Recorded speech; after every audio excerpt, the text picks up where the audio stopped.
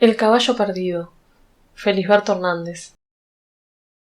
Primero se veía todo lo blanco, las fundas grandes del piano y del sofá, y otras más chicas, en los sillones y las sillas.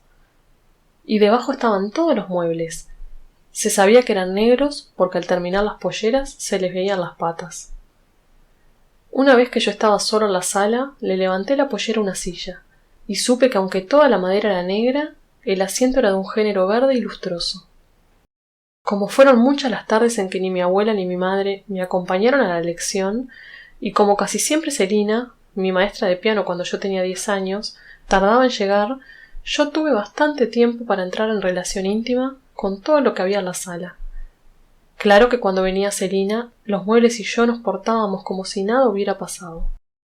Antes de llegar a la casa de Celina había tenido que doblar todavía por una calle más bien silenciosa, y ya venía pensando en cruzar la calle hacia unos grandes árboles. Casi siempre interrumpía bruscamente este pensamiento para ver si venía algún vehículo. Enseguida miraba las copas de los árboles sabiendo, antes de entrar en su sombra, cómo eran sus troncos, cómo salían de unos grandes cuadrados de tierra a los que tímidamente se acercaban algunas losas. Al empezar, los troncos eran muy gruesos. Ellos ya habrían calculado hasta dónde iban a subir y el peso que tendrían que aguantar, pues las copas estaban cargadísimas de hojas oscuras y grandes flores blancas que llenaban todo de un olor muy fuerte porque eran magnolias. En el instante de llegar a la casa de Celina tenía los ojos llenos de todo lo que habían juntado por la calle. Al entrar en la sala y echarles encima de golpe las cosas blancas y negras que allí había, parecía que todo lo que los ojos traían se apagaría. Pero cuando me sentaba a descansar, y como los primeros momentos no me metía con los muebles porque tenía temor a lo inesperado en una casa ajena, entonces me volvían a los ojos las cosas de la calle y tenía que pasar un rato hasta que ellas se acostaran en el olvido. Lo que nunca se dormía del todo era una cierta idea de magnolias. Aunque los árboles donde ellas vivían hubieran quedado en el camino, ellas estaban cerca, escondidas detrás de los ojos, y yo de pronto sentía que un caprichoso aire que venía del pensamiento las había empujado, las había hecho presentes de alguna manera, y ahora las esparcía entre los muebles de la sala y quedaban confundidas con ellos. Por eso más adelante, y a pesar de los instantes angustiosos que pasé en aquella sala, nunca dejé de mirar los muebles y las cosas blancas y negras con algún resplandor de magnolias. Todavía no se habían dormido las cosas que traía de la calle, cuando ya me encontraba caminando en puntas de pie, para que Celina no me sintiera, y dispuesto a violar algún secreto de la sala. Al principio iba hacia una mujer de mármol y le pasaba los dedos por la garganta. El busto estaba colocado en una mesita de patas largas y débiles. Las primeras veces se tambaleaba. Yo había tomado a la mujer del pelo con una mano para acariciarla con la otra. Se sobreentendía que el pelo no era de pelo, sino de mármol, pero la primera vez que le puse la mano encima para asegurarme que no se movería, se produjo algún instante de confusión y olvido. Sin querer, al encontrarla parecida a una mujer de la realidad, había pensado en el respeto que le debía, en los actos que correspondían al trato con una mujer real.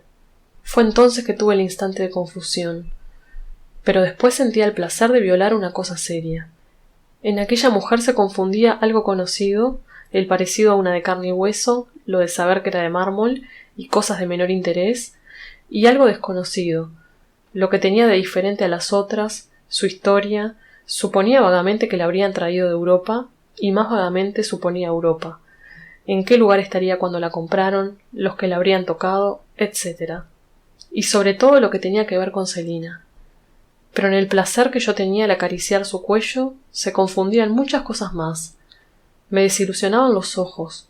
Para imitar el iris y la niña, habían agujereado el mármol y parecían los de un pescado. Daba fastidio que no se hubieran tomado el trabajo de imitar las rayitas del pelo. Aquello era una masa de mármol que enfriaba las manos. Cuando ya iba a empezar el seno, se terminaba el busto y empezaba un cubo en el que se apoyaba toda la figura. Además, en el lugar donde iba a empezar el seno había una flor tan dura que si uno pasaba los dedos apurados podía cortarse. Tampoco le encontraba gracia imitar una de esas flores. Había montones en cualquiera de los cercos del camino. Al rato de mirar y tocar la mujer, También se me producía como una memoria triste de saber cómo eran los pedazos de mármol que imitaban los pedazos de ella. Y ya se habían deshecho bastante las confusiones entre lo que era ella y lo que sería una mujer real. Sin embargo, a la primera oportunidad de encontrarnos solos, ya los dedos se me iban hacia su garganta, y hasta había llegado a sentir, en momentos que nos acompañaban otras personas, cuando mamá y Celina hablaban de cosas aburridísimas, cierta complicidad con ella. Al mirarla de más lejos y como de paso, la volví a ver entera y a tener un instante de confusión. Dentro de un cuadro había 2 óvalos con las fotografías de un matrimonio pariente de Celina. La mujer tenía una cabeza bondadosamente inclinada, pero la garganta, abultada, me hacía pensar en un sapo. Una de las veces que la miraba, fui llamado, no sé cómo, por la mirada del marido. Por más que yo lo observaba de reojo, él siempre me miraba de frente y en medio de los ojos. Hasta cuando yo caminaba de un lugar a otro de la sala y tropezaba con una silla, sus ojos se dirigían al centro de mis pupilas, y era fatalmente yo quien debía bajar la mirada. La esposa expresaba dulzura no solo en la inclinación, sino en todas las partes de su cabeza, hasta con el peinado alto y la garganta de sapo. Dejaba que todas sus partes fueran buenas. Era como un gran postre que por cualquier parte que se probara tuviera rico gusto. Pero había algo que no solamente dejaba que fuera bueno, sino que se dirigía a mí. Eso estaba en los ojos. Cuando yo tenía la preocupación de no poder mirarla a gusto porque al lado estaba el marido, los ojos de ella tenían una expresión y una manera de entrar en los míos que equivalía a aconsejarme: no le hagas caso, yo te comprendo, mi querido. Y aquí empezaba otra de mis preocupaciones. Siempre pensé que las personas buenas, las que más me querían, nunca me comprendieron, nunca se dieron cuenta que yo las traicionaba, que tenía para ellas malos pensamientos. Si aquella mujer hubiera estado presente, si todavía se hubiera conservado joven, si hubiera tenido esa enfermedad del sueño en que las personas están vivas, pero no se dan cuenta cuando las tocan, y si hubiera estado sola conmigo en aquella sala, con seguridad que yo hubiera tenido curiosidades indiscretas. Cuando yo sin querer caía bajo la mirada del marido y bajaba rápidamente la vista, sentía contrariedad y fastidio, y como esto se produjo varias veces, me quedó en los párpados la memoria de bajarlos y la angustia de sentir humillación. De manera que cuando me encontraba con los ojos de él, ya sabía lo que me esperaba.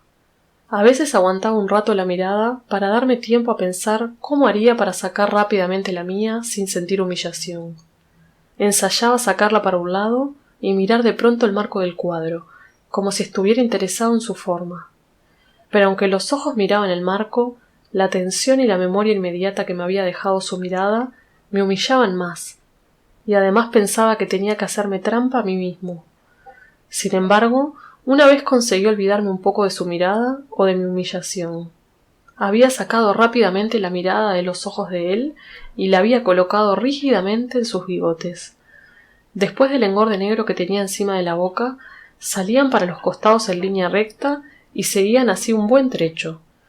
Entonces pensé en los dedos de mi abuela. Eran gordos, rechonchos. Una vez se pinchó y le saltó un chorro de sangre hasta el techo, y aquellos bigotes parecían haber sido retorcidos por ella. Ella se pasaba mucho rato retorciendo con sus dedos transpirados el hilo negro para que pasara la aguja, y como veía poco y para ver mejor, echaba la cabeza hacia atrás y separaba demasiado el hilo y la aguja de los ojos, aquello no terminaba nunca. Aquel hombre también debió haberse pasado mucho rato retorciéndose el bigote, y mientras hacía eso y miraba fijo, quién sabe qué clase de ideas tendría. Aunque los secretos de las personas mayores pudieran encontrarse en medio de sus conversaciones o de sus actos, yo tenía mi manera predilecta de hurgar en ellos. Era cuando esas personas no estaban presentes y cuando podía encontrar algo que hubieran dejado al pasar. Podrían ser rastros, objetos olvidados, o sencillamente objetos que hubieran dejado acomodados mientras se ausentaban, y sobre todo lo que hubieran dejado desacomodados por apresuramiento. Pero siempre objetos que hubieran sido usados en un tiempo anterior al que yo observaba. Ellos habrían entrado en la vida de esas personas, ya fuera por azar, por secreta elección o por cualquier otra causa desconocida.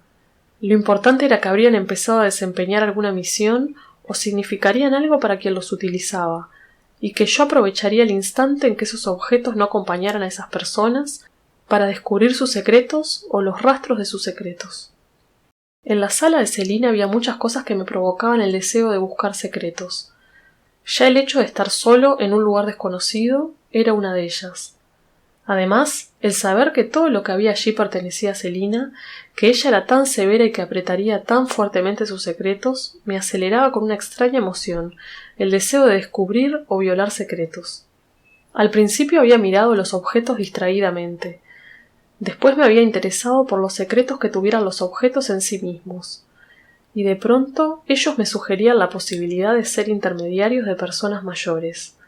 Ellos, o tal vez otros que yo no miraba en ese momento, podrían ser encubridores o estar complicados en actos misteriosos. Entonces me parecía que alguno me hacía una secreta seña para otro, que otro se quedaba quieto haciéndose el disimulado, que otro le devolvía la seña al que lo había acusado primero, hasta que por fin me cansaban, se burlaban, jugaban entendimientos entre ellos y yo quedaba desairado. Debe de haber sido en uno de esos momentos que me rozaron la atención, como de paso, las insinuantes ondulaciones de las curvas de las mujeres. Y así me debo de haber sentido navegando en algunas ondas para ser interferido después por la mirada de aquel marido. Pero cuando ya había sido llamado varias veces y de distintos lugares de la sala por los distintos personajes que al rato me desairaban, me encontraba con que el principio había estado orientado hacia un secreto que me interesaba más, y después había sido interrumpido y entretenido por otro secreto inferior. Tal vez anduviera mejor encaminado cuando les levantaba las polleras a las sillas. Una vez las manos se me iban para las polleras de una silla y me las detuvo el ruido fuerte que hizo la puerta que daba al zaguán, por donde entraba apurada Celina cuando venía de la calle. Yo no tuve más tiempo que el de recoger las manos cuando llegó hasta mí, como de costumbre, y me dio un beso. Esta costumbre fue despiadadamente suprimida una tarde a la hora de despedirnos. Le dijo a mi madre algo así: «Este caballero ya va siendo grande y habrá que darle la mano». Celina traía severamente ajustado de negro su cuerpo alto y delgado, como si se hubiese pasado las manos muchas veces por encima de las curvas que hacía el corsé para que no quedara la menor arruga en el paño grueso del vestido.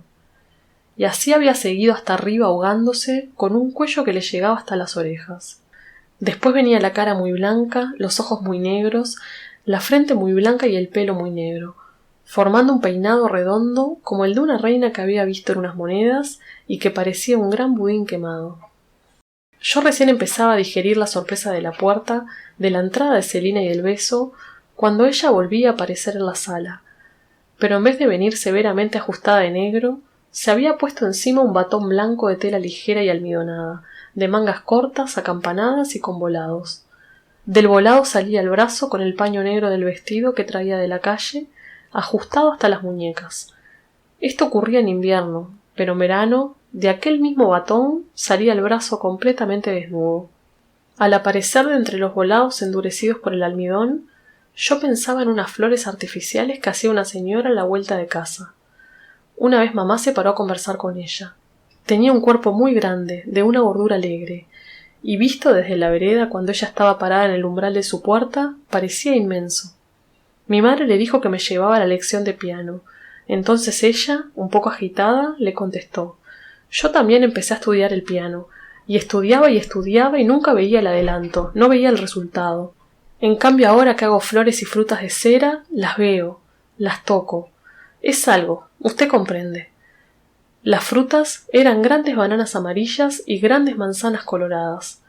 Ella era hija de un carbonero, muy blanca, rubia, con unos cachetes naturalmente rojos, y las frutas de cera parecían como hijas de ella. Un día de invierno me había acompañado a la lección mi abuela. Ella había visto sobre las teclas blancas y negras mis manos de niño de 10 años, moradas por el frío, y se le ocurrió calentármelas con las de ella. El día de la lección se las perfumaba con agua colonia, mezclada con agua simple, que quedaba de un color lechoso como la horchata. Con esa misma agua hacía buches para disimular el olor a unos cigarros de hoja que venían en paquetes de 25 y por los que tanto rabiaba si mi padre no se los conseguía exactamente de la misma marca, tamaño y gusto. Como estábamos en invierno, pronto era la noche, pero las ventanas no la habían visto entrar. se habían quedado distraídas, contemplando hasta último momento la claridad del cielo. La noche subía del piso y de entre los muebles, donde se esparcían las almas negras de las sillas, y entonces empezaban a flotar tranquilas, como pequeños fantasmas inofensivos, las fundas blancas. De pronto Celina se ponía de pie, encendía una pequeña lámpara y la engarzaba por medio de un resorte en un candelabro del piano. Mi abuela y yo al acercarnos nos llenábamos de luz como si nos hubieran echado encima un montón de paja transparente. Enseguida Celina ponía la pantalla y ya no era tan blanca su cara cargada de polvos como una aparición, ni eran tan crudos sus ojos ni su pelo negrísimo. Cuando Celina estaba sentada a mi lado, yo nunca me atrevía a mirarla. Endurecía el cuerpo como si estuviera sentado en un carricoche, con el freno trancado y ante un caballo. Si era lerdo lo castigarían para que se apurara, y si era brioso, tal vez disparara desbocado y entonces las consecuencias serían peores. Únicamente cuando ella hablaba con mi abuela y apoyaba el antebrazo en una madera del piano, yo aprovechaba a mirarle una mano, y al mismo tiempo ya los ojos se habían fijado en el paño negro de la manga que le llegaba hasta la muñeca. Los tres nos habíamos acercado a la luz y a los sonidos, más bien a esperar sonidos, porque yo los hacía con angustiosos espacios de tiempo y siempre se esperaban más, y casi nunca se satisfacía del todo la espera, y éramos tres cabezas que trabajábamos lentamente como en los sueños y pendientes de mis pobres dedos. Mi abuela había quedado rezagada en la penumbra porque no había arrimado bastante su sillón y parecía suspendida en el aire. Con su gordura, forrada con un eterno batón gris de cuellito de terciopelo negro, cubría todas las partes del sillón. Solamente sobraba un poco de respaldo a los costados de la cabeza. La penumbra disimulaba sus arrugas. Las de las mejillas eran redondas y separadas como las que hace una piedra al caer en una laguna. Las de la frente eran derechas y añadidas como las que hace un poco de viento cuando pasa sobre agua dormida. La cara redonda y buena venía muy bien para la palabra abuela. Fue ella la que me hizo pensar en la redondez de esa palabra. Si algún amigo tenía una abuela de cara flaca, el nombre de abuela no le venía bien, y tal vez no fuera tan buena como la mía. En muchos ratos de la lección, mi abuela quedaba acomodada y como guardada en la penumbra. Era más mía que Celina, pero en aquellos momentos ocupaba el espacio oscuro de algo demasiado sabido y olvidado. Otras veces ella intervenía espontáneamente movida por pensamientos que yo nunca podía prever, pero que reconocía como suyos apenas los decía. Algunos de esos pensamientos eran abstrusos y para comunicarlos elegía palabras ridículas, sobre todo si se trataba de música. Cuando ya había repetido muchas veces esas mismas palabras, yo no las atendía y me eran tan indiferentes como objetos que hubiera puesto en mi pieza mucho tiempo antes. De pronto, al encontrarlos en un sitio más importante me irritaba, pues creía descubrir el engaño de que ellos pretendieran aparecer como nuevos siendo viejos, y porque me molestaba su insistencia, la intención de volver a mostrármelos para que los viera mejor, para que me convenciera de su valor y me arrepintiera de la injusticia de no haberlos considerado desde un principio. Sin embargo, es posible que ella pensara cosas distintas y que a pesar del esfuerzo por decirme algo nuevo, esos pensamientos vinieran a sintetizarse al final en las mismas palabras, como si me mostrara siempre un mismo jarrón y yo no supiera que adentro hubiera puesto cosas distintas. Algunas veces parecía que ella se daba cuenta, después de haber dicho una misma cosa, que no solo no decía lo que quería, sino que repetía siempre lo mismo. Entonces era ella la que se irritaba y decía a tropezones y queriendo ser irónica: «Hacé caso a lo que te dice la maestra. ¿No ves que sabe más que vos?» En casa de Celina, y aunque ella no estuviera presente, los arrebatos de mi abuela no eran peligrosos. Algo había en aquella sala que siempre se los enfriaba a tiempo. Además, aquel era un lugar en que no solo yo debía mostrar educación, sino también ella. Tenía un corazón fácil a la bondad y muchas actitudes mías le hacían gracia. Aunque el estilo de mis actitudes fuera el mismo, a ella le parecían nuevas si yo las producía en situaciones distintas y en distintas formas. Le gustaba reconocer en mí algo ya sabido y algo diferente al mismo tiempo. Todavía la veo reírse, saltándole la barriga debajo de un delantal, saltándole entre los dedos un papel verde untado de engrudo que iba envolviendo en un alambre mientras hacía cabos a flores artificiales. Aquellos cabos le quedaban demasiado gruesos, grotescos, abultados por pelotones de engrudo y desproporcionados con las flores. Además le saltaba un pañuelo que tenía en la cabeza y un pucho de cigarro de hoja que siempre tenía en la boca. Pero su corazón también era fácil a la ira. Entonces se le llenaba la cara de fuego, de palabrotas y de gestos. También se le llenaba el cuerpo de movimientos torpes y enderezaba a un lugar donde estaba colgado un rebenque muy lindo con unas anillas de plata que había sido del esposo. En casa de Celina apenas si se le escapaba la insinuación de una amenaza, y mucho menos un manotón. Yo podía sentarme tranquilamente al lado de ella.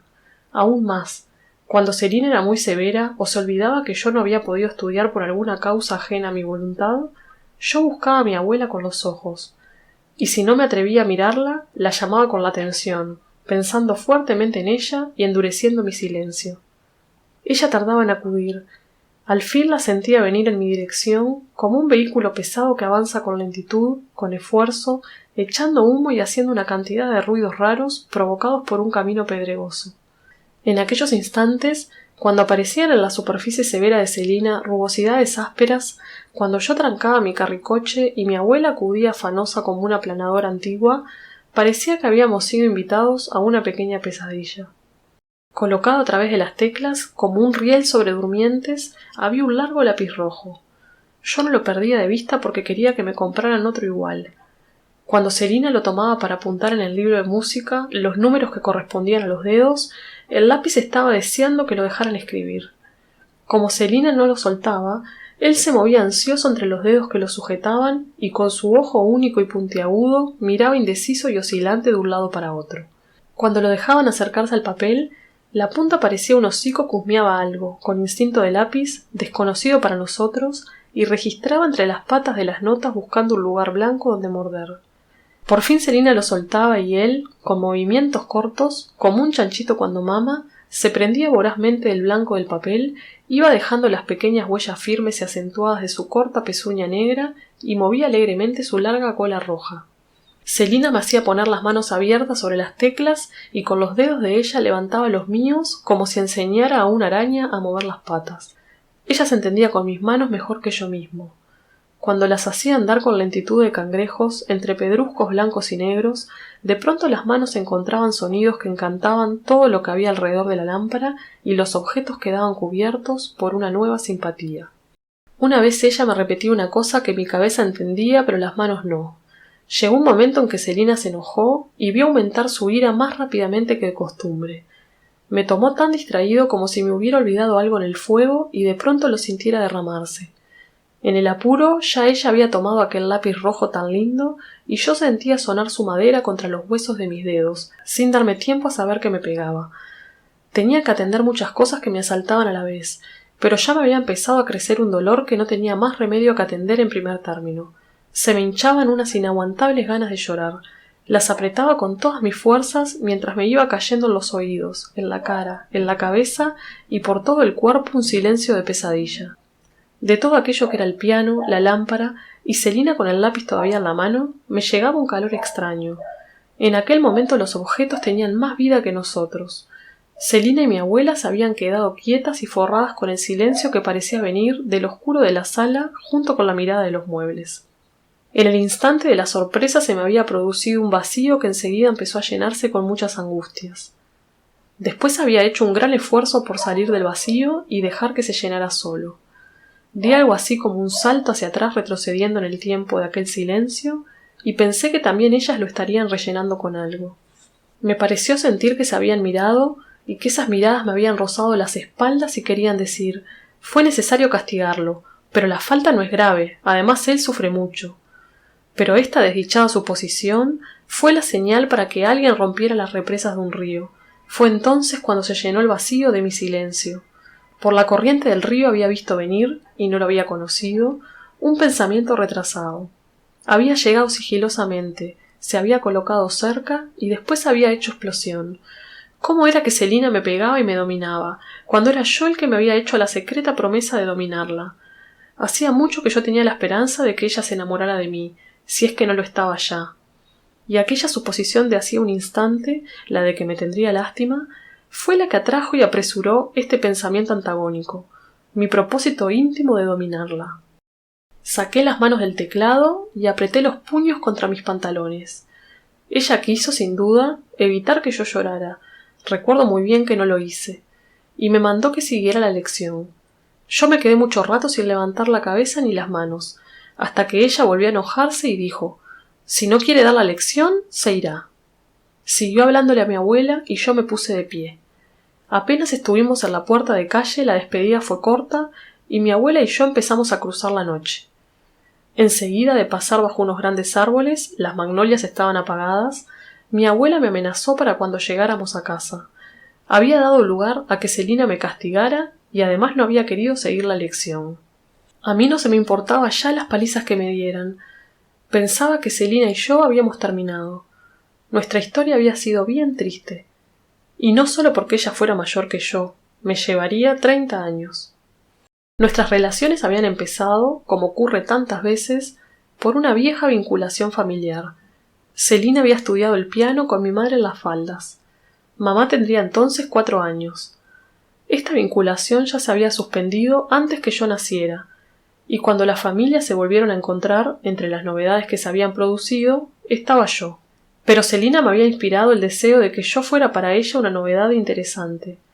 A pesar de su actitud severa y de que su cara no se le reía, me miraba y me atendía de una manera que me tentaba registrarla. Era imposible que no tuviera ternura. Al hablarle a mamá, se veía que la quería. Una vez, en las primeras lecciones, había dicho que yo me parecía a mi madre. Entonces, en los momentos que nos comparaba, cuando miraba algunos rasgos de mi madre y después los míos, parecía que sus ojos negros sacaran un poco de simpatía de los rasgos de mi madre y la pusieran en los míos.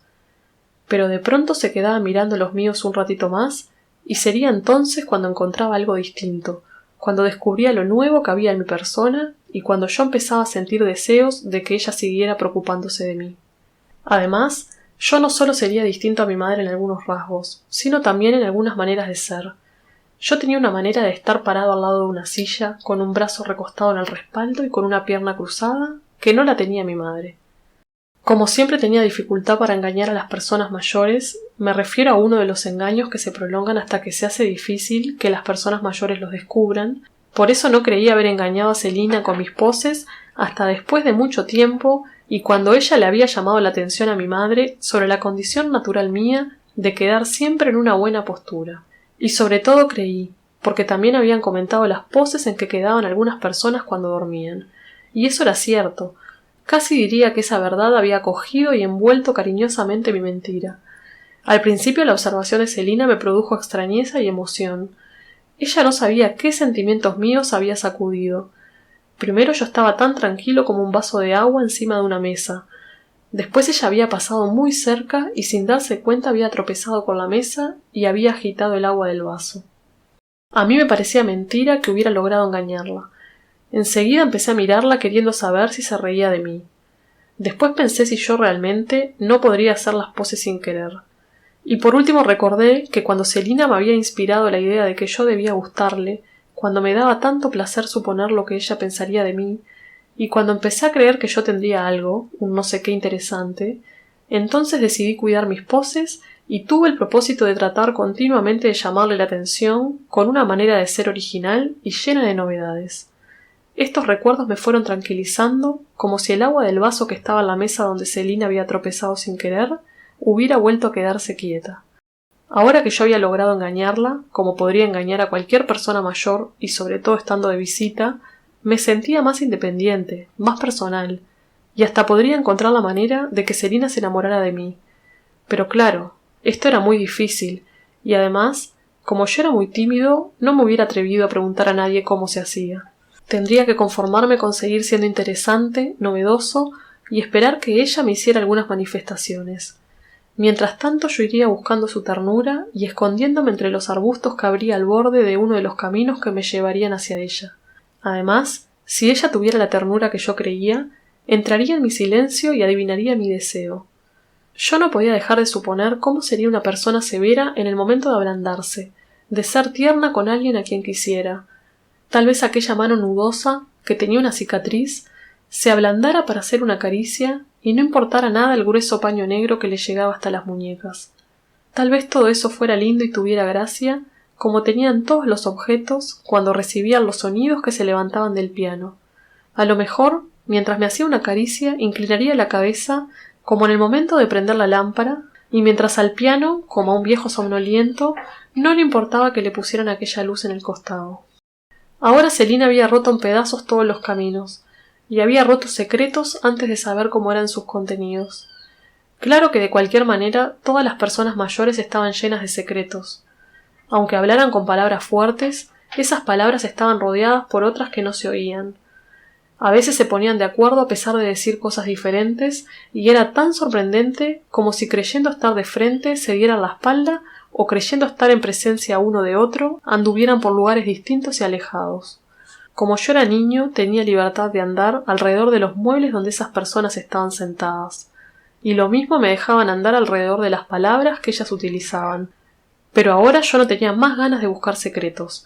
Después de la lección en que Celina me pegó con el lápiz, nos tratábamos con el cuidado de los que al caminar esquivan pedazos de cosas rotas. En adelante tuve el pesar de que nuestra confianza fuera clara pero desoladora, porque la violencia había hecho volar las ilusiones. La claridad era tan inoportuna como si en el cine y en medio de un drama hubieran encendido la luz. Ella tenía mi inocencia en sus manos, como tuvo en otro tiempo la de mi madre. Cuando llegamos a casa, aquella noche que Celina me pegó y que mi abuela me amenazó por la calle, no me castigaron. El camino era oscuro, mi abuela descifraba los bultos que íbamos encontrando. Algunos eran cosas quietas, pilares, piedras, troncos de árboles, otros eran personas que venían en dirección contraria y hasta encontramos un caballo perdido. Mientras ocurrían estas cosas, a mi abuela se le fue el enojo y la amenaza se quedó en los bultos del camino o en el lomo del caballo perdido. En casa descubrieron que yo estaba triste. Lo atribuyeron al desusado castigo de Celina, pero no sospecharon lo que había entre ella y yo. Fue una de esas noches en que yo estaba triste y ya me había acostado y las cosas que pensaba se iban acercando al sueño, cuando empecé a sentir la presencia de las personas como muebles que cambiaran de posición. Eso lo pensé muchas noches. Eran muebles que además de poder estar quietos se movían, y se movían por voluntad propia. A los muebles que estaban quietos yo los quería, y ellos no me exigían nada. Pero los muebles que se movían no solo exigían que se les quisiera y se les diera un beso, sino que tenían exigencias peores, y además, de pronto, abrían sus puertas y le echaban a uno todo encima. Pero no siempre las sorpresas eran violentas y desagradables. Había algunas que sorprendían con lentitud y silencio, como si por debajo se les fuera abriendo un cajón y empezaran a mostrar objetos desconocidos. Celina tenía sus cajones cerrados con llave. Había otras personas que también eran muebles cerrados, pero tan agradables que si uno hacía silencio sentía que adentro tenían música, como instrumentos que tocaran solos.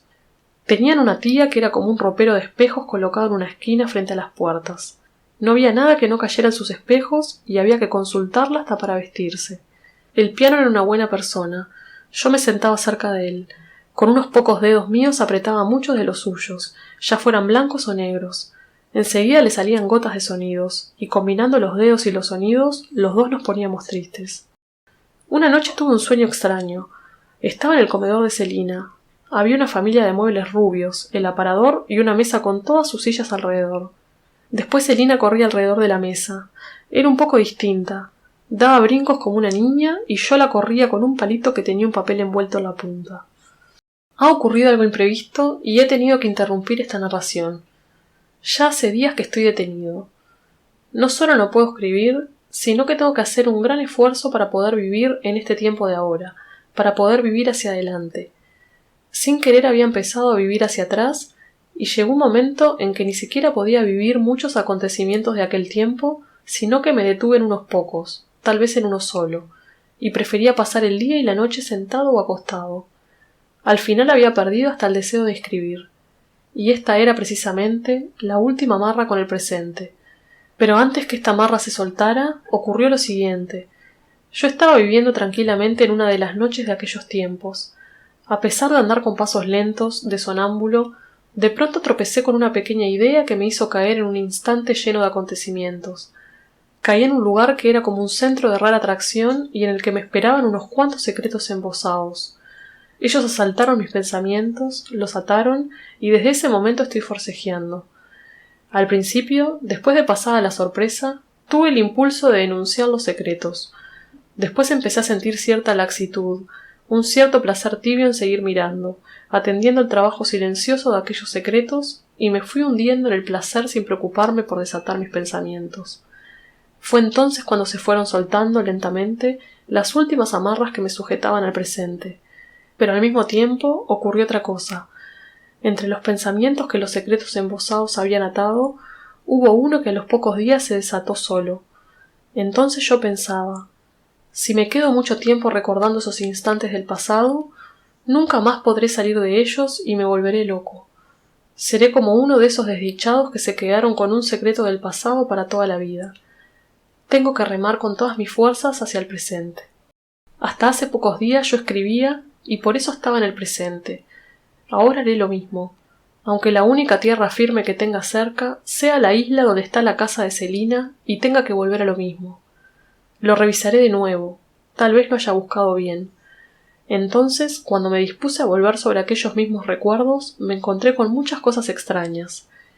La mayor parte de ellas no habían ocurrido en aquellos tiempos de Celina, sino ahora, hace poco, mientras recordaba, mientras escribía y mientras me llegaban relaciones oscuras o no comprendidas del todo entre los hechos que ocurrieron en aquellos tiempos y los que ocurrieron después en todos los años que seguí viviendo. No acertaba a reconocerme del todo a mí mismo. No sabía bien qué movimientos temperamentales parecidos había en aquellos hechos y los que se produjeron después, si entre unos y otros había algo equivalente, si unos y otros no serían distintos disfraces de un mismo misterio. Por eso es que ahora intentaré relatar lo que me ocurría hace poco tiempo mientras recordaba aquel pasado. Una noche de verano yo iba caminando hacia mi pieza, cansado y deprimido. Me entregaba a la inercia que toman los pensamientos cuando uno siente la maligna necesidad de amontonarlos porque sí, para sentirse uno más desgraciado y convencerse de que la vida no tiene encanto. Tal vez la decepción se manifestaba en no importárseme jugar con el peligro y que las cosas pudieran llegar a ser realmente así, o quizá me preparaba para que al otro día empezara todo de nuevo y sacara más encanto de una pobreza más profunda. Tal vez, mientras me entregaba a la desilusión, tuviera bien agarradas en el fondo del bolsillo las últimas monedas. Cuando llegué a casa, todavía se veían bajo los árboles torcidos y sin podar las camisas blancas de vecinos que tomaban el fresco. Después de acostado y apagada la luz, daba gusto quejarse y ser pesimista, estirando lentamente el cuerpo entre sábanas más blancas que las camisas de los vecinos. Fue en una de esas noches en que hacía el recuento de los años pasados, como de monedas que hubiera dejado resbalar de los dedos sin mucho cuidado, cuando me visitó el recuerdo de Celina. Eso no me extrañó, como no me extrañaría la visita de una vieja amistad que recibiera cada mucho tiempo. Por más cansado que estuviera, siempre podría ser una sonrisa para el recién llegado. El recuerdo de Celina volvió al otro día y a los siguientes. Ya era de confianza y yo podía dejarlo solo, atender otras cosas y después volver a él. Pero mientras lo dejaba solo, él hacía en mi casa algo que yo no sabía. No sé qué pequeñas cosas cambiaba y si entraba en relación con otras personas que ahora viven cerca. Hasta me pareció que una vez que llegó y me saludó, miró más allá de mí y debe haberse entendido con alguien que estaba en el fondo. Pero no solo ese y otros recuerdos miraban más allá de mí. También me atravesaban y se alejaban algunos pensamientos después de haber estado poco tiempo en mi tristeza. Y fue una noche en que me desperté angustiado cuando me di cuenta de que no estaba solo en mi pieza. El otro sería un amigo. Tal vez no fuera exactamente un amigo, bien podía ser un socio. Yo sentía la angustia del que descubre que sin saberlo ha estado trabajando a medias con otro y que ha sido el otro quien se ha encargado de todo. No tenía necesidad de ir a buscar las pruebas. Estas venían escondidas detrás de la sospecha como bultos detrás de un paño. Invadían el presente, tomaban todas sus posiciones y yo pensaba que había sido él, mi socio, quien se había entendido por encima de mi hombro con mis propios recuerdos y pretendía especular con ellos. Fue él quien escribió la narración. Con razón yo desconfiaba de la precisión que había en el relato cuando aparecía Celina. Realmente a mí, me ocurrió otra cosa. Entonces traté de estar solo, de ser yo solo, de saber cómo recordaba yo. Y así esperé que las cosas y los recuerdos volvieran a ocurrir de nuevo. En la última velada de mi teatro del recuerdo hay un instante en que Celina entra y yo no sé que la estoy recordando. Ella entra, sencillamente, y en ese momento yo estoy ocupado en sentirla. En algún instante fugaz, tengo tiempo de darme cuenta de que me ha pasado un aire de placer porque ella ha venido. El alma se acomoda para recordar, como se acomoda el cuerpo en la banqueta de un cine. No puedo pensar si la proyección es nítida, si estoy sentado muy atrás, quiénes son mis vecinos o si alguien me observa. No sé si yo mismo soy el operador.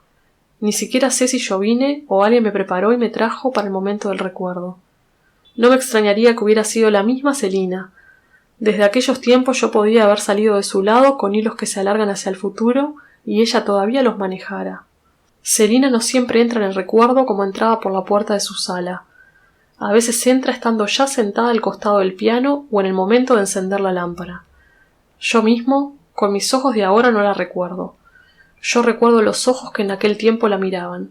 Aquellos ojos le transmiten a esto sus imágenes, y también transmiten el sentimiento en que se mueven las imágenes. En ese sentimiento hay una ternura original.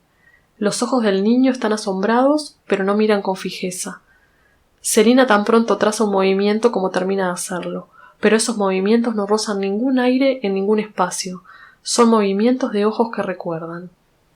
Mi madre o mi abuela le han pedido que toque y ella se sienta ante el piano. Mi abuela pensará, va a tocar la maestra. Mi madre va a tocar Celina. Y yo, va a tocar ella. Seguramente que es verano, porque la luz de la lámpara hace transparencias en las campanas blancas de sus mangas y en sus brazos desnudos. Ellos se mueven haciendo ondas que van a terminar en las manos, las teclas y los sonidos. En verano siento más el gusto a la noche, a las sombras con reflejos de plantas, a las noticias sorprendentes, a esperar que ocurra algo, a los miedos equivocados, a los entresueños, a las pesadillas y a las comidas ricas. Y también siento más el gusto a Celina. Ella no solo tiene gusto como si la probara la boca, todos sus movimientos tienen gusto a ella, y sus ropas y las formas de su cuerpo. En aquel tiempo su voz también debía tener gusto a ella, pero ahora yo no recuerdo directamente nada que sea de oír, ni su voz, ni el piano, ni el ruido de la calle. Recuerdo otras cosas que ocurrían cuando en el aire había sonido. El cine de mis recuerdos es mudo. Si para recordarme puedo poner los viejos ojos, mis oídos son sordos a los recuerdos. Ahora han pasado unos instantes en que la imaginación, como un insecto de la noche, ha salido de la sala para recordar los gustos del verano y ha volado distancias que ni el vértigo ni la noche conocen. Pero la imaginación tampoco sabe quién es la noche, quién elige dentro de ellas lugares del paisaje, donde un cavador da vuelta a la tierra de la memoria y la siembra de nuevo. Al mismo tiempo alguien echa a los pies de la imaginación pedazos de pasado, y la imaginación elige apresurada con un pequeño farol que mueve, agita y entrevera los pedazos y las sombras. De pronto se le cae el pequeño farol en la tierra de la memoria y todo se apaga. Entonces la imaginación vuelve a ser insecto que vuela olvidando las distancias y se posa en el borde del presente. Ahora, el presente en que ha caído es otra vez la sala de Celina, y en este momento Celina no toca el piano. El insecto que vuela en el recuerdo ha retrocedido en el tiempo y ha llegado un poco antes que Celina se siente al piano. Mi abuela y mi madre le vuelven a pedir que toque y lo hacen de una manera distinta a la primera vez. En esta otra visión, Celina dice que no recuerda. Se pone nerviosa y al dirigirse al piano tropieza con una silla, que debe de haber hecho algún ruido. Nosotros no debemos darnos cuenta de esto. Ella ha tomado una inercia de fuerte impulso y sobrepasa el accidente olvidándole el acto. Se sienta al piano, nosotros deseamos que no le ocurra nada desagradable. Ya va a empezar y apenas tenemos tiempo de suponer que será algo muy importante y que después lo contaremos a nuestras relaciones. Como Celina está nerviosa y ella también comprende que es la maestra quien va a tocar, mi abuela y mi madre tratan de alcanzarle un poco de éxito adelantado. Hacen desbordar sus mejores suposiciones y están esperando ansiosamente que Celina empiece a tocar, para poner y acomodar en la realidad lo que habían pensado antes. Las cosas que yo tengo que imaginar son muy perezosas y tardan mucho en arreglarse para venir. Es como cuando espero el sueño. Hay ruidos a los que me acostumbro pronto y puedo imaginar o dormir como si ellos no existieran. Pero el ruido y los pequeños acontecimientos con los que aquellas 3 mujeres llenaban la sala me sacudían la cabeza para todos lados. Cuando Celina empezó a tocar, me entretuve en recibir lo que me llegaba a los ojos y a los oídos. Me iba acostumbrando demasiado pronto a lo que ocurría, sin estar muy sorprendido y sin dar mucho mérito a lo que ella hacía. Mi madre y mi abuela se habían quedado como en un suspiro empezado, y tal vez tuvieran miedo de que en el instante preciso, cuando tuvieran que realizar el supremo esfuerzo para comprender, sus alas fueran tan pobres y de tan corto alcance como las de las gallinas. Es posible que pasados los primeros momentos me haya aburrido mucho. Me he detenido de nuevo. Estoy muy cansado.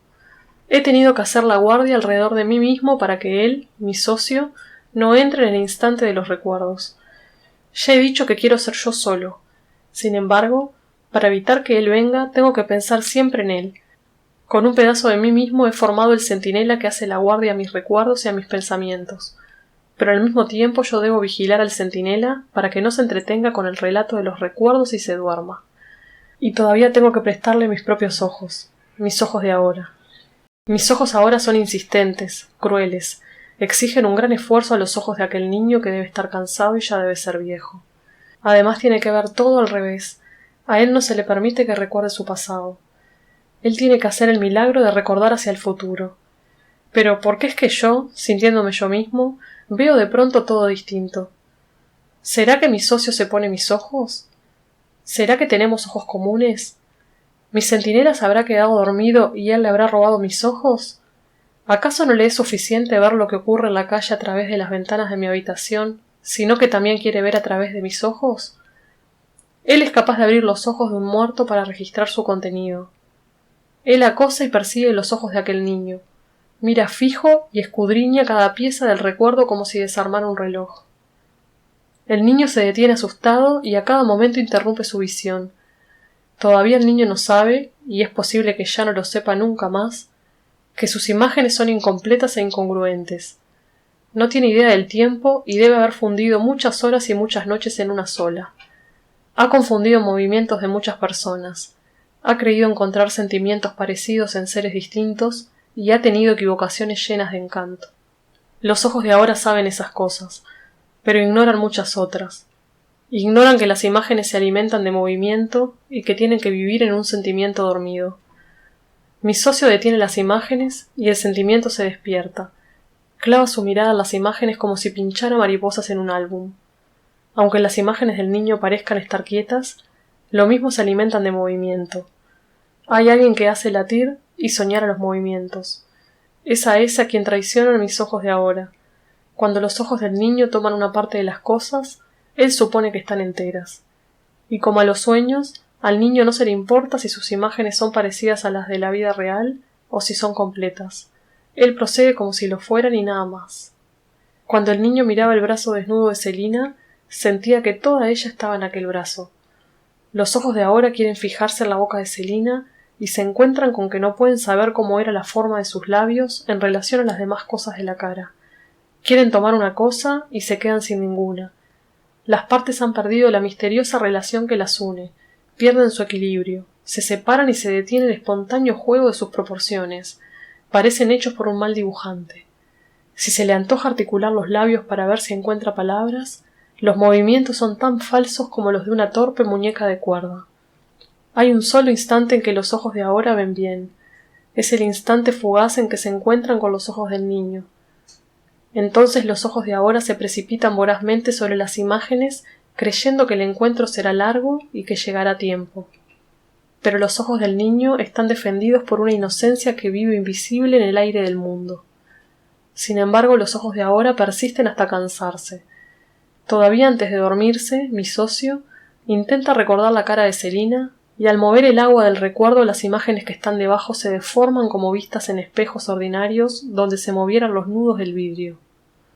Recién me doy cuenta de que el recuerdo ha pasado cuando siento en los ojos una molestia física, presente, como un escozor de lágrimas que se han secado en los párpados. Hace pocos días, al anochecer, se produjo un acontecimiento extraño y sin precedentes en mi persona. Antes, por más raro que fuera lo que ocurría, siempre le encontraba antecedentes. En algún lugar del alma había estado escondido un principio de aquel acontecimiento. Alguna otra vez ya se había empezado a ensayar, en mi existencia, un pasaje, acaso el argumento, de aquella última representación.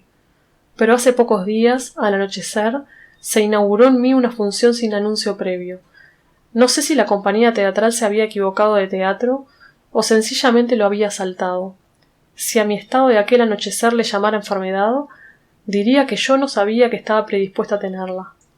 Y si esa enfermedad fuera un castigo, diría que habían equivocado la persona del delito. No era el caso que yo sintiera cerca de mí un socio. Durante unas horas, yo, completamente yo, fui otra persona. La enfermedad traía consigo la condición de cambiarme. Yo estaba en la situación de alguien que toda la vida ha supuesto que la locura es de una manera.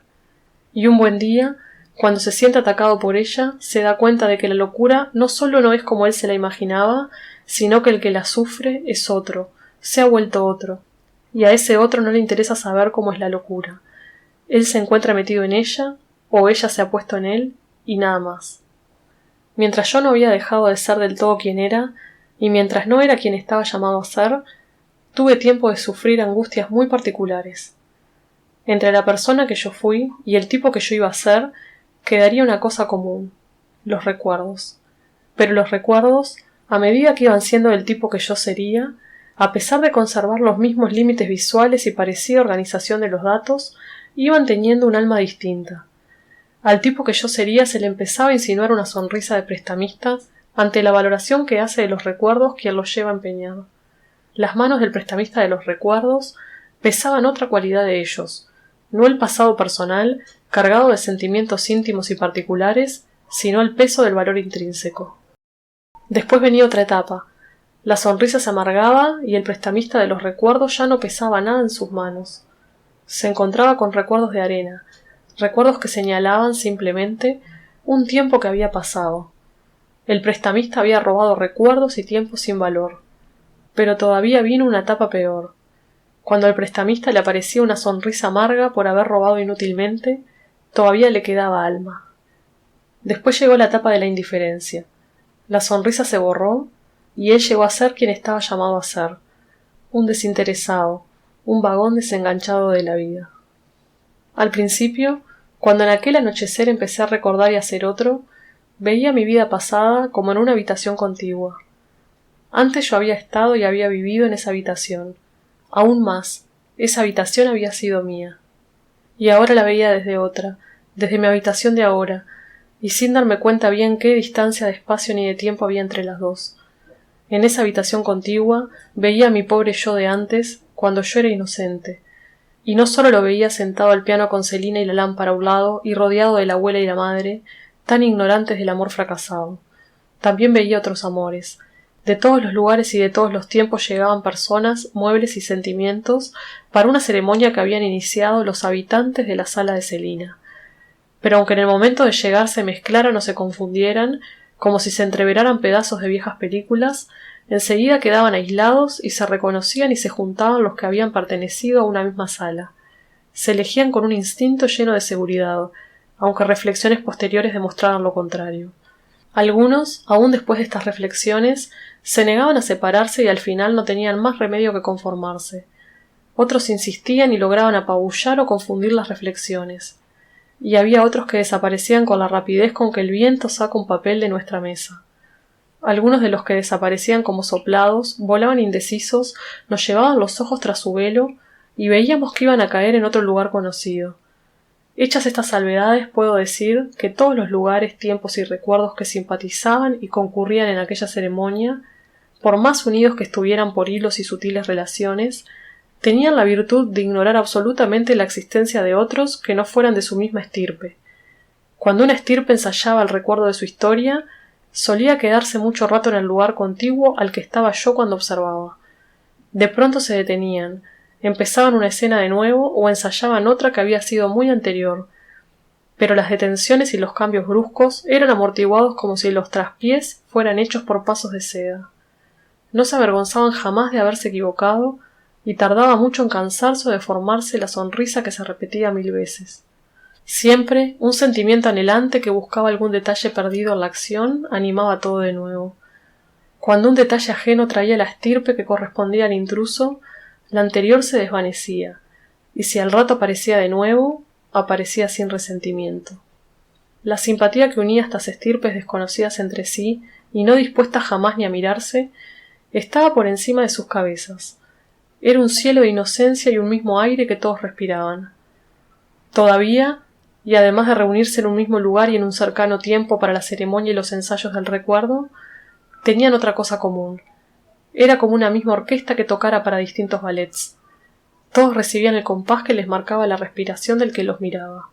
Pero el que los miraba, es decir, yo, cuando me faltaba muy poco para empezar a ser otro, sentía que los habitantes de aquellos recuerdos, a pesar de ser dirigidos por quien los miraba y de seguir con tan mágica docilidad sus caprichos, tenían escondida, al mismo tiempo, una voluntad propia llena de orgullo.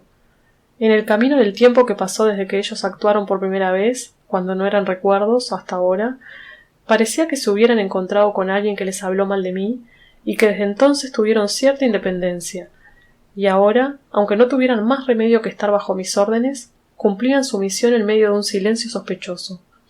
Yo me daba cuenta de que no me querían, de que no me miraban, de que cumplían resignadamente un destino impuesto por mí, pero sin recordar siquiera la forma de mi persona.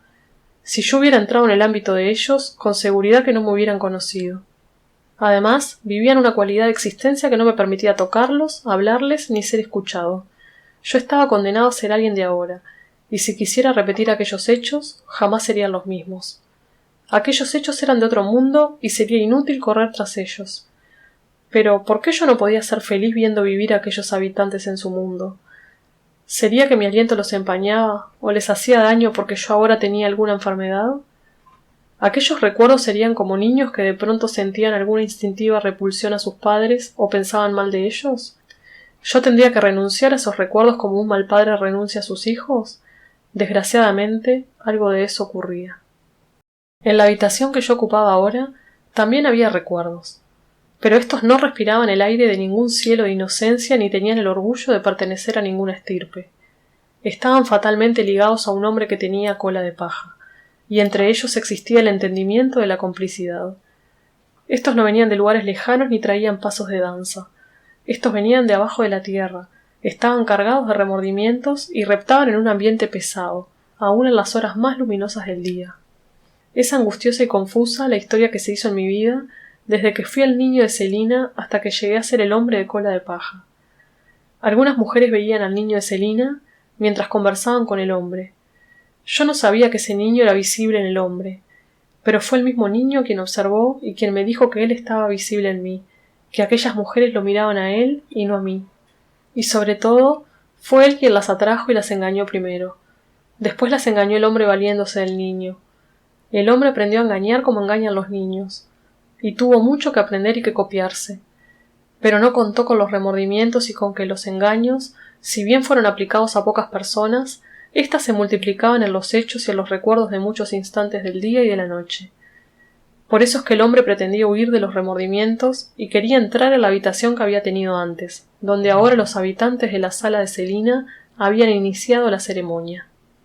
Pero la tristeza de que en aquellas estirpes no lo quisieran y que ni siquiera lo miraran se agrandaba cada vez más al recordar a algunas personas engañadas. El hombre las había engañado con las artimañas del niño, pero después el niño había engañado al mismo hombre que lo utilizaba porque el hombre se había enamorado de algunas de sus víctimas. Eran amores tardíos, como de lejana o legendaria perversidad. Y esto no fue lo más grave. Lo peor fue que el niño, con su fuerza y su atracción, logró seducir al mismo hombre que él fue después, porque los encantos del niño fueron más grandes que los del hombre, y porque al niño le encantaba más la vida que al hombre.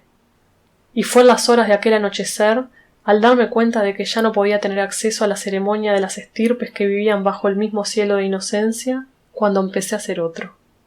Primero había comprendido que los representantes de aquellas estirpes no me miraban porque yo estaba del otro lado de los recuerdos, de los que tenían el lomo cargado de remordimientos, y la carga estaba tan bien pegada como la joroba de los camellos. Después comprendí que los dos lados de los recuerdos eran como los dos lados de mi cuerpo. Me apoyaba en uno o en otro. Cambiaba de posición como el que no se puede dormir, y no sabía sobre cuál de los dos caería la suerte del sueño. Pero antes de dormir estaba a expensas de los recuerdos, como un espectador obligado a presenciar el trabajo de dos compañías de cualidades muy distintas, y sin saber qué escenario y qué recuerdos se encenderían primero, cómo sería su alternancia y las relaciones que tendrían los que actuaban, pues las compañías tenían un local y un empresario común, participaba casi siempre un mismo autor y trabajaban siempre un niño y un hombre. Entonces, cuando supe que no podría prescindir de aquellos espectáculos y de que a pesar de ser tan imprecisos y actuar en un tiempo tan mezclado, tenían tan fuerte influencia en la vida que se dirigía hacia el futuro, entonces empecé a ser otro, a cambiar el presente y el camino del futuro, a ser el prestamista que ya no pesaba nada en sus manos y a tratar de suprimir el espacio donde se producían todos los espectáculos del recuerdo. Tenía una gran pereza de sentir. No quería tener sentimientos ni sufrir con recuerdos que eran entre sí como enemigos irreconciliables. Y como no tenía sentimientos, había perdido hasta la tristeza de mí mismo. Ni siquiera tenía tristeza de que los recuerdos ocuparan un lugar inútil. Yo también me volvía tan inútil como si quedara para hacer la guardia alrededor de una fortaleza que no tenía soldados, armas ni víveres. Solamente me había quedado la costumbre de dar pasos y de mirar cómo llegaban los pensamientos. Eran como animales que tenían la costumbre de venir a beber a un lugar donde ya no había más agua. Ningún pensamiento cargaba sentimientos. Podía pensar, tranquilamente, en cosas tristes. Solamente eran pensadas. Ahora se me acercaban los recuerdos como si yo estuviera tirado bajo un árbol y me cayeran hojas encima. Las vería y las recordaría porque me habían caído y porque las tenía encima. Los nuevos recuerdos serían como atados de ropa que me pusieran en la cabeza. Al seguir caminando lo sentiría pesar en ella y nada más. Yo era como aquel caballo perdido de la infancia.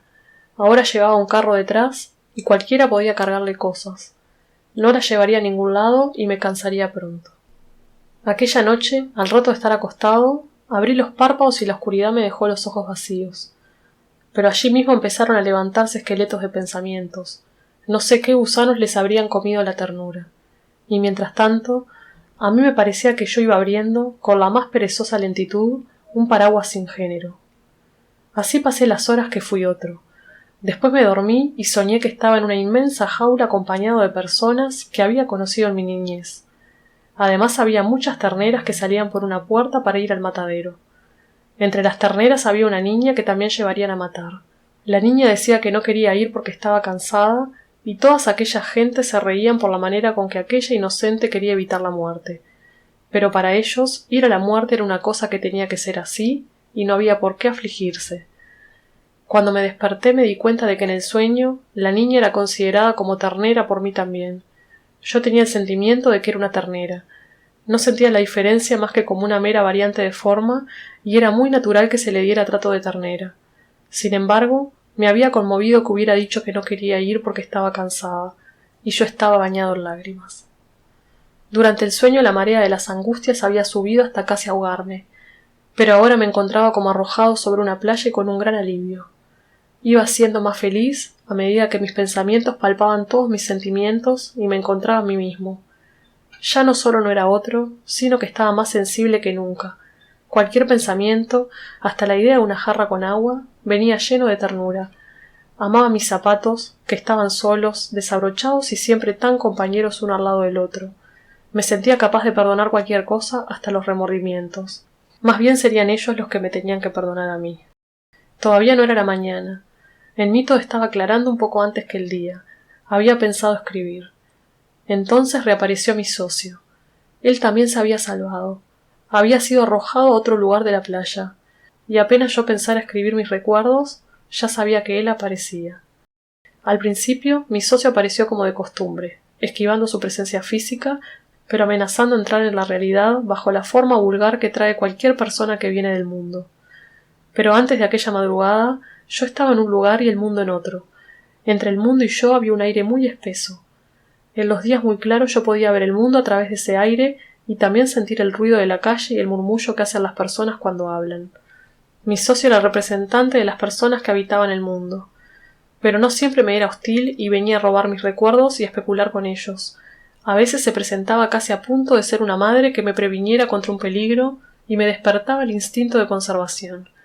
Otras veces me reprendía porque yo no salía al mundo, y como si me reprendiera mi madre, yo bajaba los ojos y no lo veía. También aparecía como un amigo que me aconsejaba escribir mis recuerdos y despertaba mi vanidad.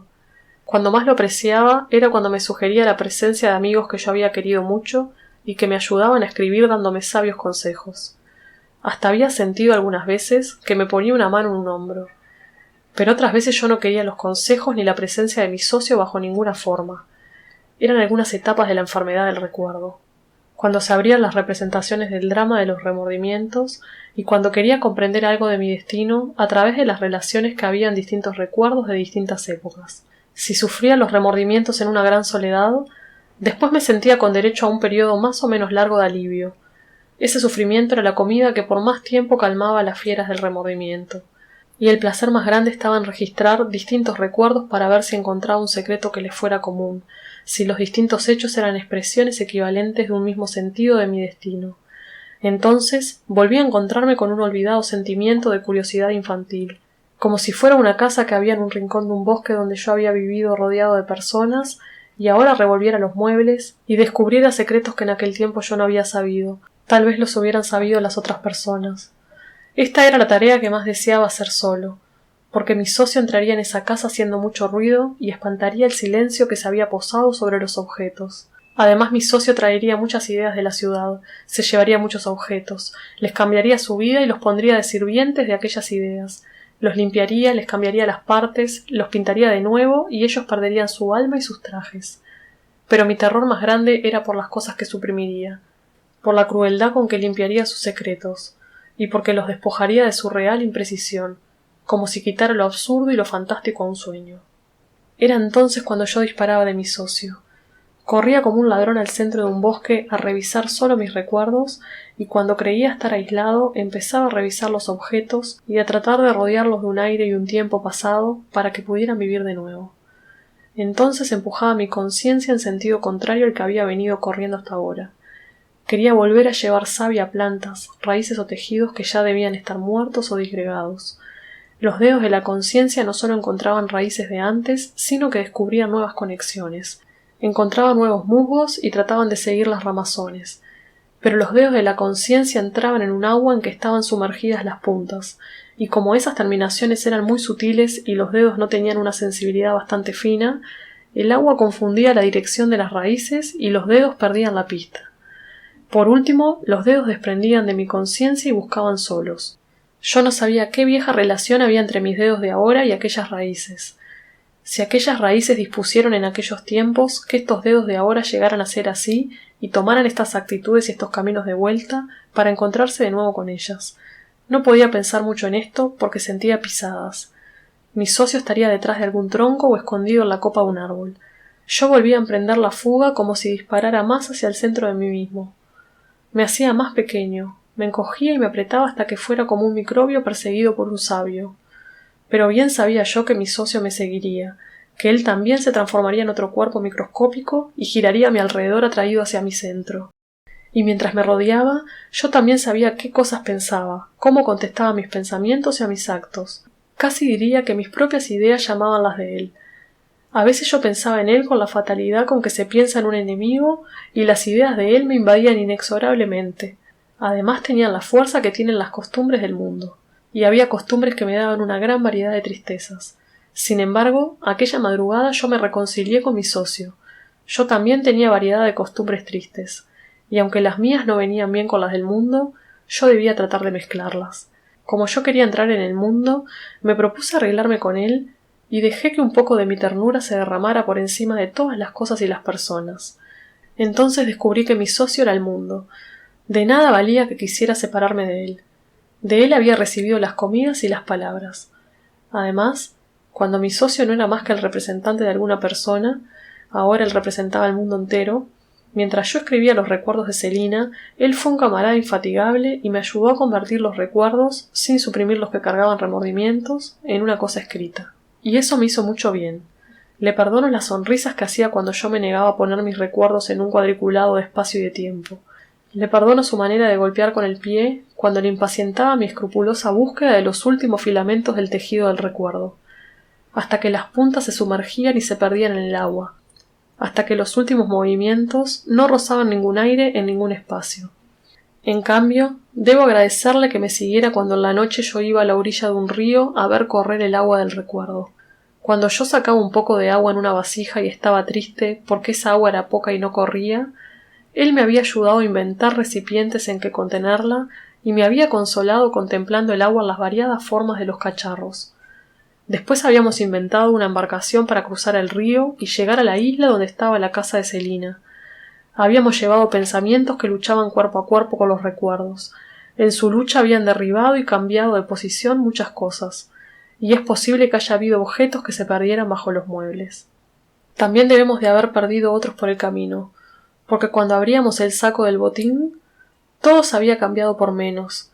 Quedaban unos poquitos huesos y se nos caía el pequeño farol en la tierra de la memoria. Sin embargo, a la mañana siguiente volvíamos a convertir en cosa escrita lo poco que habíamos juntado en la noche. Pero yo sé que la lámpara que Celina encendía aquellas noches no es la misma que ahora se enciende en el recuerdo. La cara de ella y las demás cosas que recibieron aquella luz también están cegadas por un tiempo inmenso que se hizo grande por encima del mundo, y escondido en el aire de aquel cielo hubo también un cielo de tiempo. Fue él quien le quitó la memoria a los objetos. Por eso es que ellos no se acuerdan de mí. Pero yo los recuerdo a todos, y con ellos he crecido y he cruzado el aire de muchos tiempos, caminos y ciudades. Ahora, cuando los recuerdos se esconden en el aire oscuro de la noche, y solo se enciende aquella lámpara, vuelvo a darme cuenta de que ellos no me reconocen y que la ternura, además de haberse vuelto lejana, también se ha vuelto ajena. Celina y todos aquellos habitantes de su sala me miran de lado, y si me miran de frente, sus miradas pasan a través de mí, como si hubiera alguien detrás, o como si en aquellas noches yo no hubiera estado presente. Son como rostros de locos que hace mucho se olvidaron del mundo. Aquellos espectros no me pertenecen. ¿Será que la lámpara, y Celina, y las sillas y su piano están enojados conmigo porque yo no fui nunca más a aquella casa? Sin embargo, yo creo que aquel niño se fue con ellos, y todos juntos viven con otras personas, y es a ellos a quienes los muebles recuerdan. Ahora yo soy otro. Quiero recordar a aquel niño y no puedo. No sé cómo es él mirado desde mí. Me he quedado con algo de él y guardo muchos de los objetos que estuvieron en sus ojos, pero no puedo encontrar las miradas que aquellos habitantes pusieron en él. Montevideo, 1943.